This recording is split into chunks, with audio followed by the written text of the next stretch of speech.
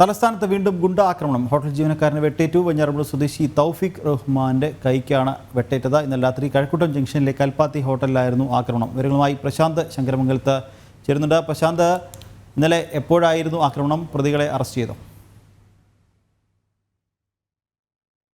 11:30 മണിയോടുകൂടിയാണ് സംഭവം.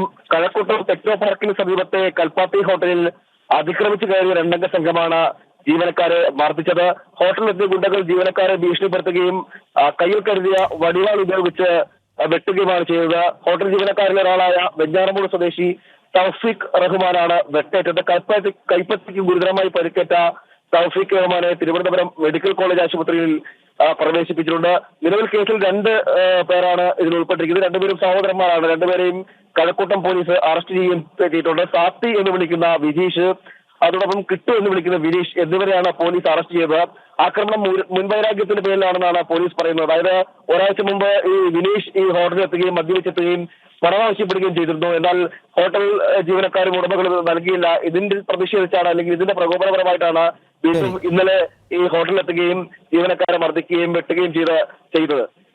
ശരി പ്രശാന്ത്, തലസ്ഥാനത്ത് വീണ്ടും ഗുണ്ടാക്രമണം. ഹോട്ടൽ ജീവനക്കാരന് വെട്ടേറ്റു. വിവരങ്ങൾ നൽകുകയായിരുന്നു തിരുവനന്തപുരത്ത് നിന്നും പ്രശാന്ത് ശങ്കരമംഗലത്ത്.